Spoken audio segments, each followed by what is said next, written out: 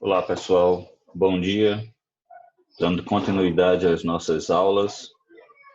Hoje nós vamos complementar aqueles parâmetros que são oriundos do entendimento das leis da termodinâmica. Nós já falamos na aula passada de alguns deles, entre eles a energia potencial, a temperatura potencial, que tem como definição a temperatura que uma parcela de ar teria se ela fosse trazida de um determinado nível da atmosfera, lá acima da superfície, lógico, se ela fosse trazida com um comportamento adiabático seco. Um comportamento adiabático seco, na verdade, uma transferência de posição dessa parcela, uma mudança de nível, sem ter um agente externo, sem ter nada realizando trabalho sobre o sistema, ou seja, sem ter troca de calor. Consequentemente, por ser processo adiabático e seguindo esse comportamento seco, seria uma parcela seca, trazida do nível lá de X milibares para o nível de superfície que a gente considera 1000 milibares. Então, esse é simplesmente um dos termos que a gente definiu na aula passada. Hoje eu gostaria de começar falando sobre temperatura potencial equivalente. Então, já existe a temperatura potencial, que a gente já definiu, e agora eu gostaria de falar da temperatura potencial equivalente. O processo que a gente definiu para temperatura potencial é um processo adiabático seco, ou seja, é um processo em que a temperatura potencial ela vai permanecer constante. Então, um processo adiabático seco é um processo no qual a temperatura potencial ela não muda ao longo do tempo. E outra coisa que a gente pode lembrar é que uma quantidade ela pode ser, partindo dessa ideia de que o processo adiabático tem temperatura potencial constante, pode existir um processo conhecido como processo pseudoadiabático. Então, o processo pseudoadiabático é um processo que aparentemente ele é adiabático, mas que a natureza desse fenômeno não é adiabática. Por isso que é chamado de pseudoadiabático, ou seja, é um falso adiabático. E esse processo que a gente vai estar estudando agora é um processo no qual ele é caracterizado por uma conservação de temperatura potencial. Lógico, após todo o vapor d'água ter sido condensado, e esse vapor d'água ele foi condensado pelo fato da parcela ascender verticalmente, e ao ascender verticalmente, essa parcela de ar que inicialmente ela está úmida, o vapor de água condensa, e uma vez condensado, ele é retirado pela precipitação, ou seja, ele é retirado através da precipitação. O que vai sobrar é uma parcela seca, e essa parcela seca ela tem a sua temperatura potencial conservada, ou seja, constante, após esse processo acontecer. Ou seja, aconteceu o processo de ascensão vertical, a parcela úmida subiu na atmosfera. Quando ela sobe na atmosfera, ela tem sua pressão externa à parcela diminuída. Ao ter sua pressão diminuída, ela se expande, e essa parcela se expandindo, consequentemente, ela diminui sua temperatura. Diminuindo sua temperatura, logicamente, o grau de agitação das moléculas diminui, elas voltam a ficar muito próximas, a tal ponto que elas se juntem tanto, as moléculas de vapor de água se juntem tanto que ela volte ao estado líquido, no processo de condensação. E nesse processo de condensação, a temperatura muda. A parcela precisa liberar energia para que esse processo aconteça. E aí, essa parcela, essa parcela que inicialmente era úmida, e agora o vapor de água condensou, e esse vapor de água condensado foi totalmente retirado por precipitação. Então, nesse caso, o que acontece é que a parcela ela vai ter agora uma outra temperatura. E essa outra temperatura, e aí transformando em temperatura potencial, na verdade, a temperatura que aquela parcela lá em cima, que agora está seca, teria se ela viesse à superfície, viesse para a superfície novamente, de onde ela saiu. Então, essa temperatura potencial ela é constante lá naquele ponto. Mas o processo que aconteceu e que deixou a parcela com aquelas características é um processo de ascensão vertical em que todo o vapor de água é condensado e retirado por precipitação. Veja que são casos particulares. Então, cada caso tem uma explicação física por trás dele que vai resultar no parâmetro que a gente está querendo avaliar. Então, essa temperatura que a parcela vai ter agora, essa temperatura potencial final, ela é o que nós chamamos de temperatura potencial equivalente. Então, a temperatura potencial equivalente ela está relacionada a esse processo no qual uma parcela úmida ascende verticalmente, todo o vapor de água é condensado e retirado por precipitação. Essa nova temperatura potencial que ela vai ter é a temperatura potencial final ou temperatura potencial equivalente. Como é que nós definimos a temperatura potencial equivalente? Vamos partir do que nós já temos, da temperatura potencial. Então, nós temos que a temperatura potencial é θ, né, que é igual à temperatura da parcela,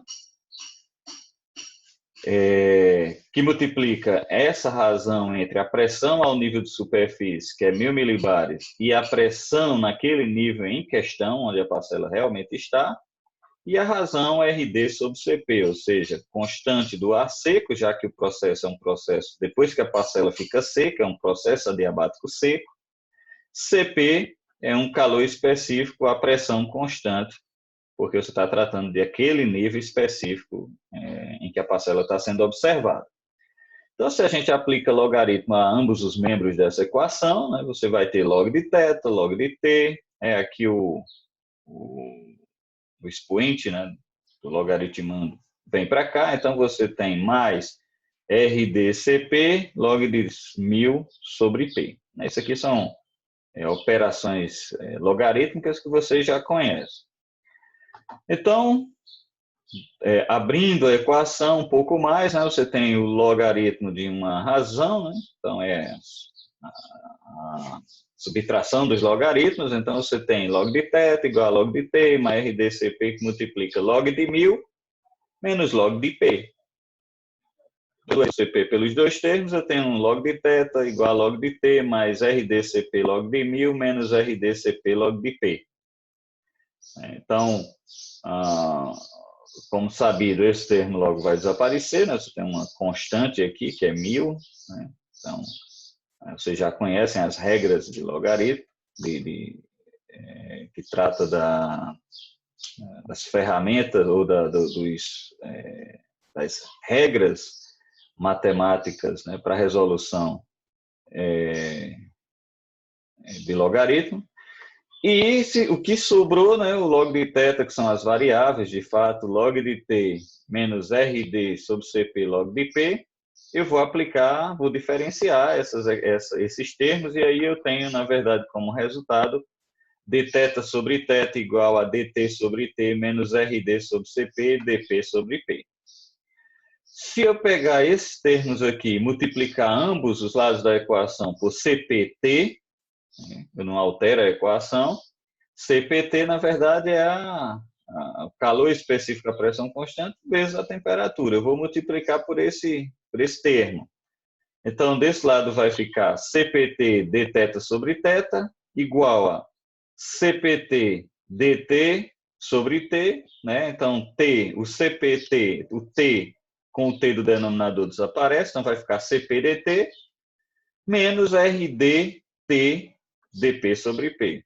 O CP que está no denominador é cortado com o CP do numerador e sobra essa equação, que eu vou chamar de equação 1.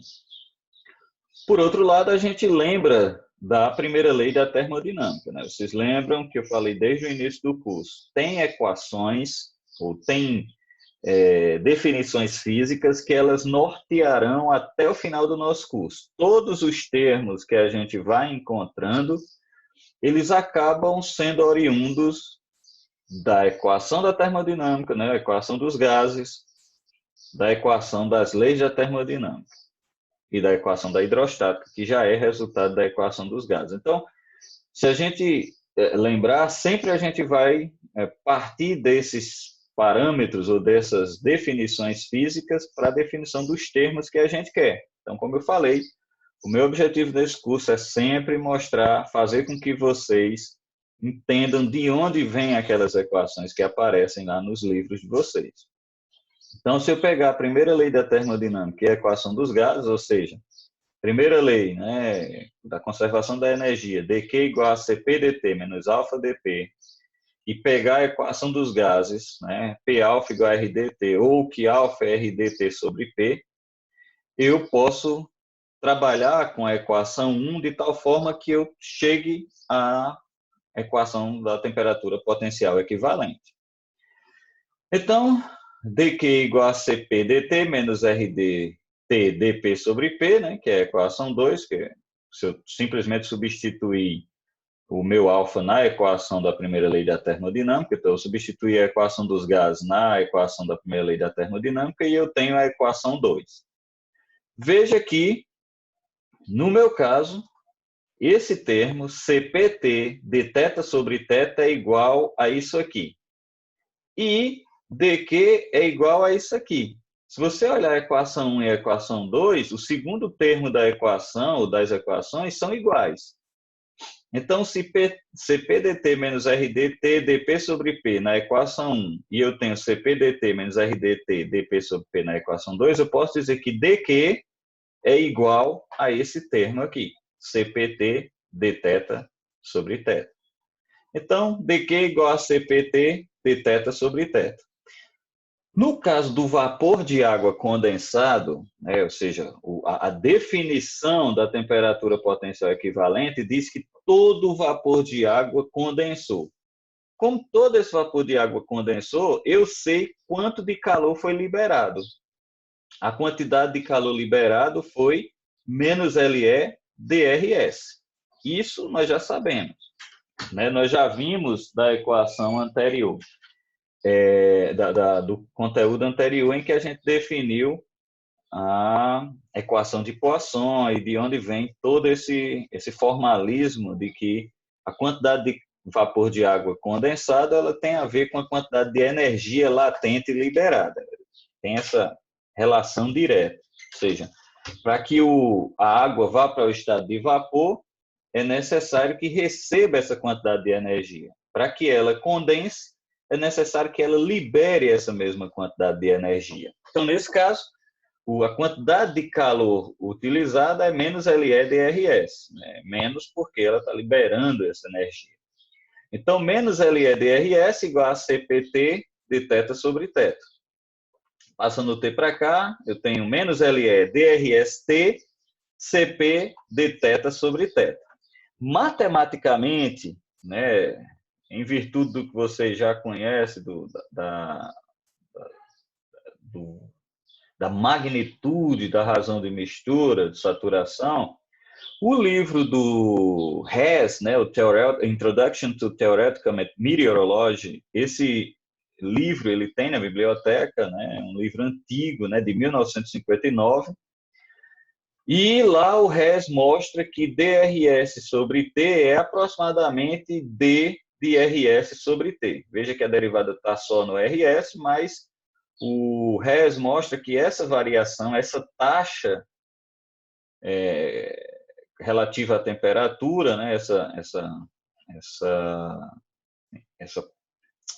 esse termo, né, essa razão entre razão de mistura de saturação e a temperatura, ela tanto faz você derivar só RS e aí você tem esse resultado dividido por T, como você derivar já a razão RF sobre T. Ele mostra que matematicamente isso pode ser assumido. E se assumindo isso, eu posso, onde tem dRS sobre T, eu posso substituir por D dRS sobre T. Ou seja, menos LE está aqui, aqui está dRS sobre T, eu posso dizer que isso aqui é D dRS sobre T. igual a CP de θ sobre θ. Eu estou assumindo o que o Hess mostrou lá matematicamente. Então, agora eu posso pegar minha equação, já que a derivada é no RS sobre T, na razão RS sobre T, e posso integrar em dois níveis. Por que integrar em dois níveis? Porque eu quero saber qual é a temperatura potencial que uma parcela vai ter quando tiver essa ascensão vertical, todo o vapor de água for condensado e retirado por precipitação. Essa nova temperatura que ele vai ter é o que nós chamamos de temperatura potencial. Então, vamos lá integrar em dois níveis. Vamos integrar no nível do nível de superfície até aquele nível em que a temperatura potencial equivalente é observada. Então, veja. Primeira coisa, menos LS sai da integral, porque é a constante, é o calor latente envolvido. A integral vai de RS, ou seja, a condição de saturação, quando a parcela ficou úmida, saturada, até o nível em que ela zera, ou seja, ele vai de saturação a zero. Por quê? Porque a parcela, ao ascender verticalmente, todo o vapor de água sai. Se o vapor de água sai e ela fica seca, numa condição de parcela seca, a razão de mistura de saturação é zero. Então, ela vai da condição de saturação para a condição de total retirada do vapor de água.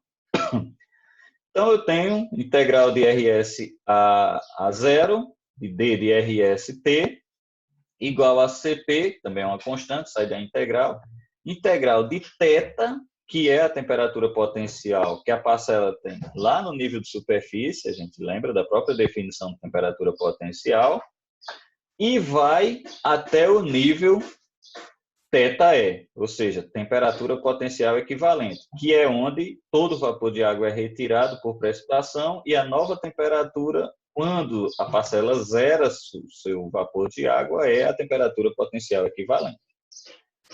Então, resolvendo a equação, você já conhece esses mecanismos, já está aqui, né, toda a metodologia. O que vai sobrar, na verdade, é a equação da temperatura potencial equivalente, em que eu tenho que a temperatura potencial equivalente é a temperatura que a parcela tem lá no nível de superfície, exponencial de LE RS sobre CPT. Veja que RS é a razão de mistura de saturação, que eu tenho como calcular. LE é constante, CP é constante, T é a temperatura da parcela, θ a gente sabe como obtê-lo. Então, a nossa equação 3 é a equação que define a temperatura potencial equivalente baseada em dados que a gente pode obter através de ou uma estação meteorológica, como é o caso próximo à superfície, ou de uma sondagem atmosférica. Okay? Um segundo parâmetro que a gente pode discutir é a taxa de variação vertical da temperatura adiabática seca. Ou seja, como é que o gradiente adiabático seco se comporta? Então, vamos definir o que é todo esse nome gigante aí. Primeiro, a gente precisa lembrar que uma parcela de ar seco que está ascendendo verticalmente na atmosfera, a gente já viu isso desde o início das aulas, eu falo isso, à medida que a parcela de ar seco ascende verticalmente na atmosfera, ela se expande porque ela está passando para regiões que têm sempre pressão mais baixa do que a pressão do que o nível anterior. Ou seja, a gente viu que a atmosfera, a pressão diminui com a altitude. Então, à medida que a parcela se distancia da superfície verticalmente, consequentemente, a pressão diminui e a parcela se expande. E ela resfria. Como já disse, ela resfria não porque ela está perdendo calor, a própria parcela está perdendo calor. Ela resfria porque ela está se expandindo. Então, ela tem um maior volume pela relação PV-T, né? Se o volume se expande, você tem uma redução da temperatura. Então, lógico, se o processo é adiabático, não tem perda ou ganho de calor pela parcela, né?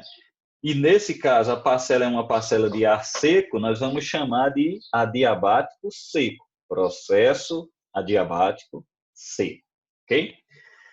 E nós sabemos, né, desde aulas passadas, que esse gradiente, esse decréscimo de temperatura com a altura, no caso agora de uma parcela seca, nós vamos chamar de gradiente adiabático seco, que eu vou representar por gama D. Gama D por quê? Porque a parcela é seca, D de dry. Então, como esse processo é de uma parcela de ar seca e não há troca de calor, né, nem ganho nem perda de calor pela parcela, o processo é adiabático. Então, o gama D é gradiente adiabático seco. O sinal negativo, como vocês sabem, indica que a temperatura diminui com a altura. E a taxa de diminuição é dt dz, como vocês já viram. Então, nessas condições adiabáticas, né, onde não há troca de calor, isso quer dizer que dq é igual a zero, nós podemos fazer uso da primeira lei da termodinâmica. E dq é igual a cp dt menos alfa dp. Nesse caso, dq é igual a zero. Então, cp dt é igual a alfa dp. Usando a equação dos gases, né, P alfa RDT, eu tenho que alfa RDT sobre P. Eu posso substituir meu alfa lá novamente. Agora eu tenho que minha equação vai ficar dt é igual a RDT sobre CP, dP sobre P. E eu vou chamar isso de equação 1. Então, se eu parto da equação dos gases e da hidrostática, que eu também já conheço, né, dP igual a menos ρg dz, a equação da hidrostática, a famosa equação que vai dizer se uma parcela está ascendendo verticalmente para cima ou para baixo. Então, dP igual a menos ρg dz, e a minha equação dos gases diz que P é igual a ρRDT, a gente também já conhece, simplesmente a equação dos gases apresentada de uma outra forma, não em função do volume específico. Então, ρ vai ser igual a P sobre RDT. Substituindo na equação anterior, eu tenho que dP sobre P é igual a menos G sobre RDT dz. É uma equação que a gente já conhece, estou só relembrando aqui. Então, se eu substituir o meu dP sobre P aqui, que é todo esse termo, na equação anterior, onde tem dP sobre P aqui, minha equação passa a ser todo esse formalismo aqui, que no fundo, quando eu cortar RD com RDT por T, eu vou sobrar que dt é igual a menos GCP dz. Então, passando o dz para cá, eu tenho que o meu dt dz, ou seja, o meu gradiente adiabático seco, ele é menos G sobre CP. Ou seja, meu gama D é menos G sobre CP. E quem é G e quem é CP? Também já conhecido. CP, 1.005 Joule por quilograma por Kelvin.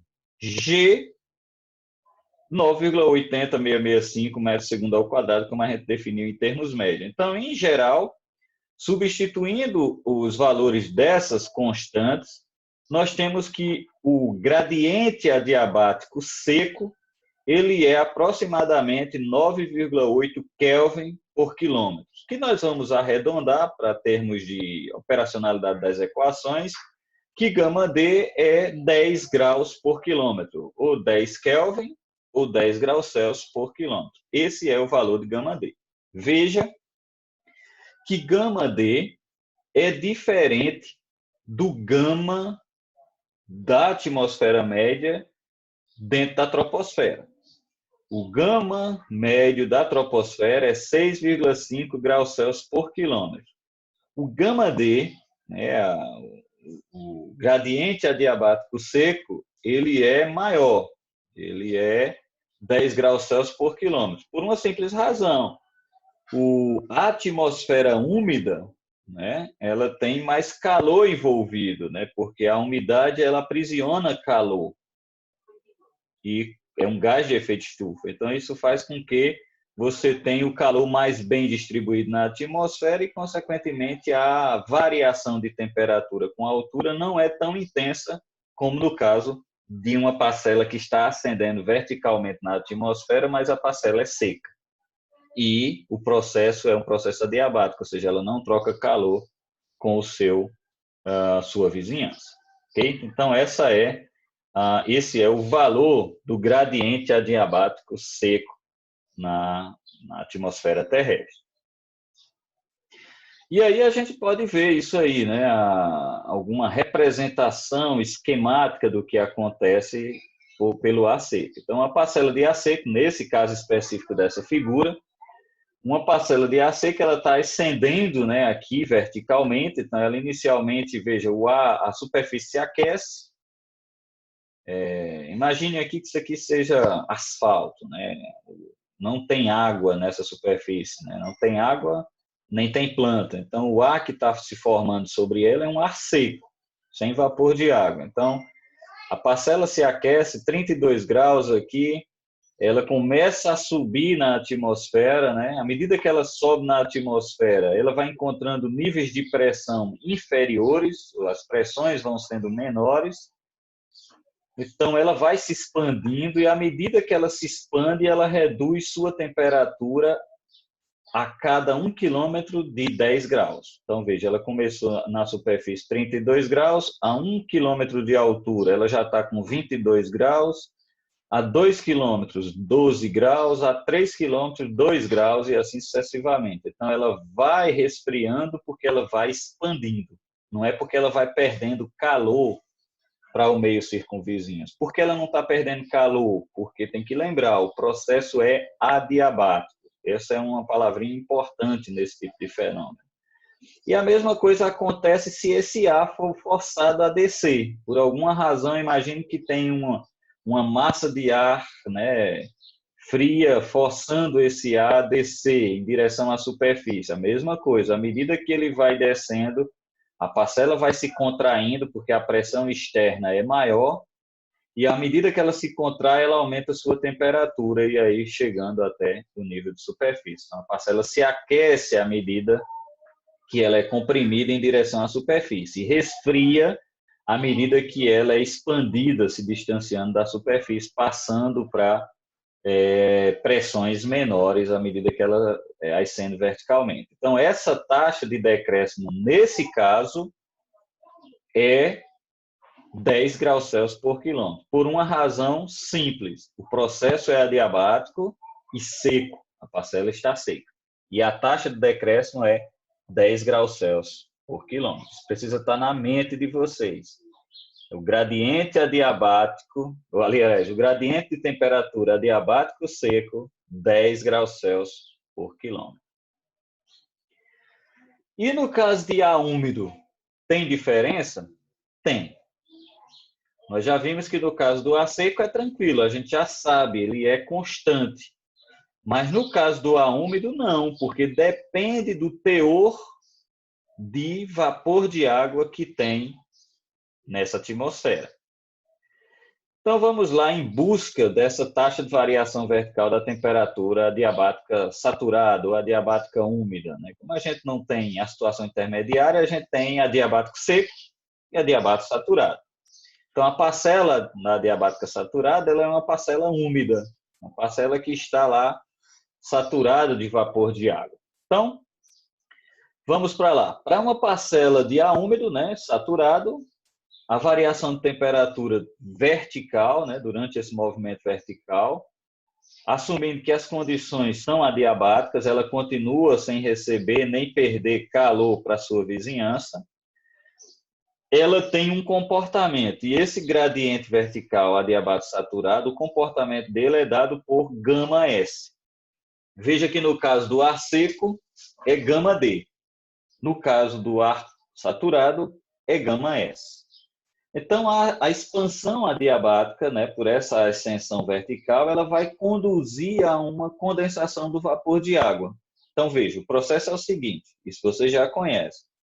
A parcela ascende verticalmente, ao ascender verticalmente, a parcela se expande, só que ela está com vapor de água lá dentro, é uma parcela saturada. Então, à medida que ela aumenta de altitude, né, à medida que ela sobe na atmosfera, ascende verticalmente, ela se expande e reduz sua temperatura. Reduzindo sua temperatura, a agitação das moléculas que compõem essa amostra ela vai diminuindo e as moléculas vão se reconectando. Ao se reconectar, isso quer dizer que o vapor de água ele condensou. E ao condensar, isso indica que ele precisa liberar calor latente. E esse calor latente liberado na atmosfera, ele causa um aquecimento daquela atmosfera naquele nível em que está ocorrendo a condensação do vapor de água. Então, a expansão adiabática acontece, ela acontece porque ela ascendeu verticalmente, a parcela ascendeu verticalmente, e por ascender verticalmente, a parcela que estava saturada, ela tem seu vapor de água sendo condensado. Uma vez condensado, a energia que estava armazenada nessa parcela que ela recebeu lá no nível de superfície para ir para a condição de vapor, agora ela é liberada. E essa quantidade de calor liberado é exatamente o menos LE/dRS. Então, partindo novamente da primeira lei da termodinâmica, a gente tem que dQ, e dQ é menos LE/dRS, é igual a CP dt menos alfa dP. Ou, pegando o nosso alfa que a gente já conhece, RdT sobre P, substituindo aqui, nós temos a equação 2 menos LE/dRS, CP dt menos RdT dP sobre P. Então, pegando, seguindo a mesma coisa, a equação da hidrostática e dos gases, nós vamos ter que dP sobre P é igual a menos G sobre RdT dz. Repito isso que é para vocês memorizarem, para vocês verem que basicamente a gente usa a equação da hidrostática, a equação dos gases, primeira lei da termodinâmica. E a gente vai jogando com essas grandezas físicas, né? essas definições, e a gente vai descobrindo novos parâmetros, novas grandezas, novos parâmetros que vão dar informações sobre o estado termodinâmico de uma determinada parcela de ar na atmosfera. Então, pegando dP sobre P, né, e substituindo na equação 2 anterior, nós vamos ter o LE/dRS igual a CP dt mais G dz, ou seja, RdT dP sobre P, dP sobre P é isso aqui, RD com RD corta, T com T corta, menos daqui com menos daqui dá mais, então vai sobrar Z positivo, né? DZ, aliás. Então você tem G dz. Então, nesse caso, a equação 3 pode ser dividida por dz, e aí nós temos menos LE/dRS dz igual a CP dt dz mais G, né? dz dividido dz, G. Reorganizando, né, deixando que tem CP dt dz, porque me interessa é dt dz, que é a taxa de variação vertical, né, de temperatura, e nesse caso adiabático saturado, né, porque é uma parcela úmida. Então, isolando dt do lado da equação, fica menos dt dz igual a LE sobre CP, dRS dz mais G sobre CP, ou seja, CP passou para cá dividindo a equação, dividindo os termos LE, dRS dz e G. Então, minha equação se reescreve dessa forma. Veja que eu já deixei menos dt dz desse lado. Como γS é menos dt dz, eu vou, nessa equação, não vou ficar usando menos dt dz, vou usar γS, ou seja, o gradiente adiabático saturado, que é o meu γS. Então, γS igual a LE sobre CP, dRS dz mais G sobre CP. Bem, a gente lembra que razão de mistura, né, que aparece aqui na equação 4, ele é esse termo. 0,622 ES sobre P menos ES. E a gente lembra também que P, né, a pressão atmosférica, é muito maior do que a pressão que o vapor de água saturado, né, uma parcela saturada, exerce na atmosfera. Então, se P é muito maior que ES, então fazer P menos ES não altera P. Então, eu posso reescrever minha equação como sendo RS igual a 0,622 ES sobre P. Para não ficar repetindo 0,622, a gente já lembra que 0,622 é epsilon, que tem a ver lá com a massa do ar seco, massa do vapor. Vocês lembram que a gente já definiu isso lá no início do curso. Então, eu vou escrever que RS é epsilon ES sobre P. Então, eu posso derivar essa minha equação anterior em relação a Z. Então, eu tenho DRS dZ igual a DDZ de epsilon ES sobre P. Bem, isso aqui vocês já sabem, não vou ficar repetindo o formalismo matemático, mas o que me interessa é que na equação 5, que é o meu DRS dZ, você tem esses dois termos. Epsilon sobre P dES dZ menos epsilon ES sobre P dZ dP sobre P. Se eu multiplicar e dividir o primeiro termo da equação, né, da direita, que é esse termo aqui, multiplicar e dividir por dt, eu não altero a minha equação. Então, o que é que eu tenho? Epsilon P, dAs dt, dt dz. Mas eu lembro que dt dz é menos gama s. Então, a minha equação epsilon sobre P dAs dz pode ser reescrita como sendo menos gama s, epsilon sobre P dAs dt. Então, vou substituir lá na minha equação anterior. Então, se eu substituo na equação 5, eu vou ter DRS dz menos gama S, epsilon sobre P dAs dt. Isso aparece porque anteriormente eu multipliquei e dividi por dt, menos epsilon ES P dz dP sobre P. Veja que eu sempre vou recorrendo a essas equações da hidrostática e dos gases. Elas nos ajudam a chegar aos termos que nos interessam, que são formalismo das equações que estão aptos a serem aplicados com dados medidos por estações meteorológicas ou dados de sondagens atmosféricas. Então, eu lembro que dP sobre P é menos G sobre RDT dZ, como vocês já sabem. Então, se esse dP sobre P for substituído na equação 6, minha equação 6 fica nesse formato aqui. Veja que onde tinha dP sobre P, eu substituí por GdZ RD sobre T, que é o termo de dP sobre P. Aqui está negativo, agora fica positivo, porque é menos daqui, com menos de lá, fica mais.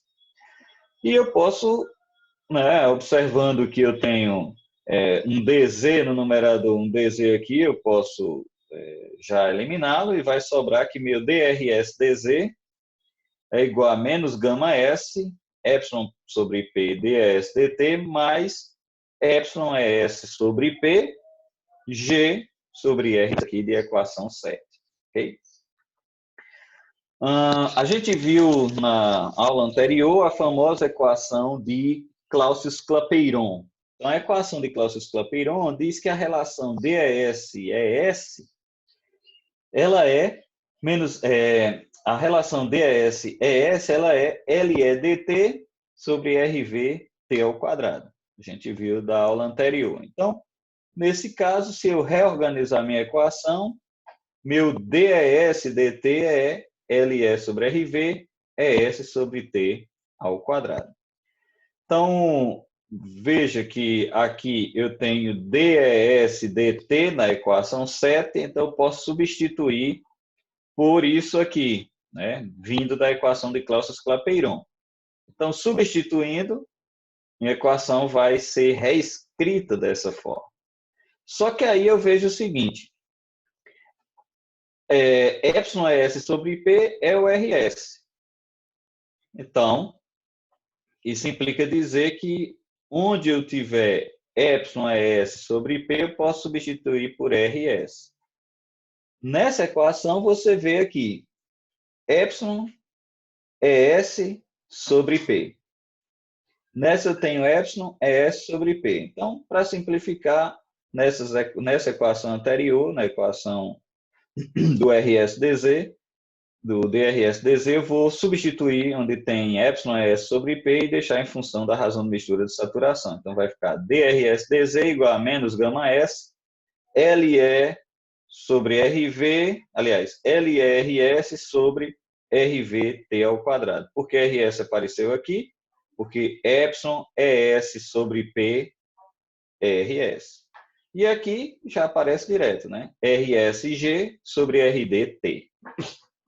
E eu vou chamar isso de minha equação 8. Se eu pegar minha equação 8 e volto lá na equação do gama S, que é a equação 4, então veja, voltando aqui na minha equação 4 diz que gama S é igual a LS sobre CP DRS DZ, que é o que eu estou analisando lá, mais G sobre CP. Então, eu vou substituir aqui todo aquele termo que a gente encontrou agora. Então, substituindo na minha equação 4, eu tenho gama S igual a LS sobre CP, DRS DT, DZ, aliás, então DRS DZ é tudo isso, mais G sobre CP. Se eu fizer as devidas multiplicações, agora eu tenho a minha equação com um monte de termo aqui. Você pode estar pensando, mas professor, a coisa agora está ficando cada vez mais complexa, cada vez mais termos na equação. Bem, vou tranquilizar você agora. Não vamos avançar tanto. O que a gente vai fazer é, olhando nessas equações, né, se você observar essa equação, você pode deixar o que tem gama S de um lado, o que não tem gama S você deixa do outro. Então, você pode fazer o seguinte: o que tem gama S eu passo para esse lado, então fica gama S mais gama S tudo isso, igual ao que não tem gama S. Fica do outro lado, segundo termo. Eu coloco gama S em evidência aqui. Então, gama S ficou em evidência, 1 mais isso, o termo que sobrou. Coloco G sobre CP em evidência desse lado, então tem G sobre CP aqui, tem G sobre CP aqui, também coloco em evidência. G sobre CP é gama D, a gente viu do tópico anterior.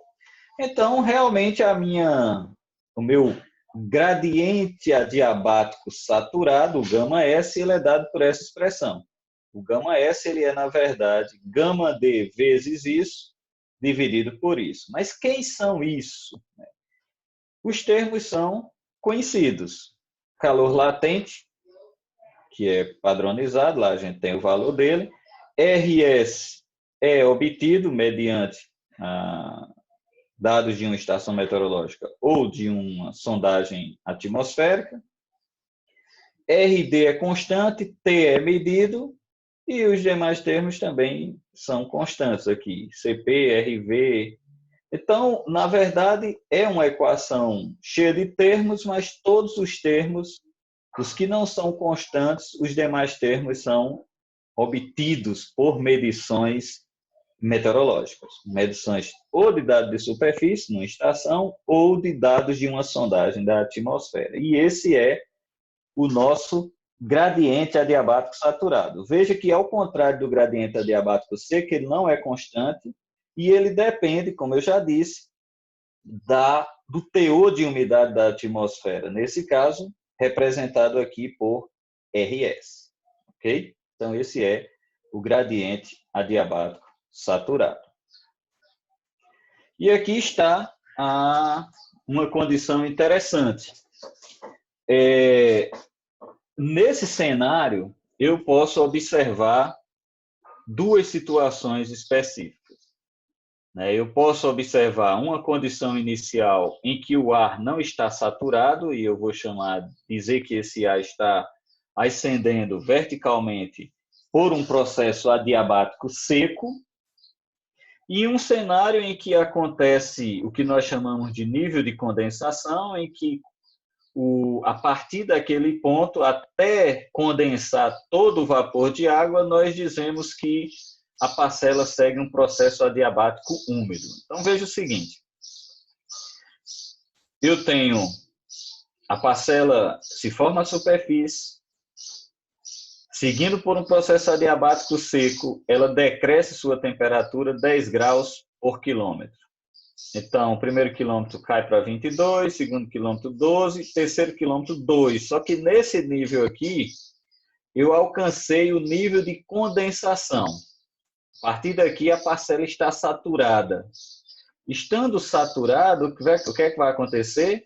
A continuidade da parcela ascendendo verticalmente agora vai seguir um outro padrão de decréscimo de temperatura. E ele vai seguir a taxa de decréscimo da adiabática saturada, que é, nesse caso específico, 5 graus por quilômetro, que é metade do que vinha anteriormente. Então, a parcela que vinha diminuindo a cada quilômetro 10 graus, agora passa a diminuir 5 graus a cada quilômetro, até todo o vapor de água condensar.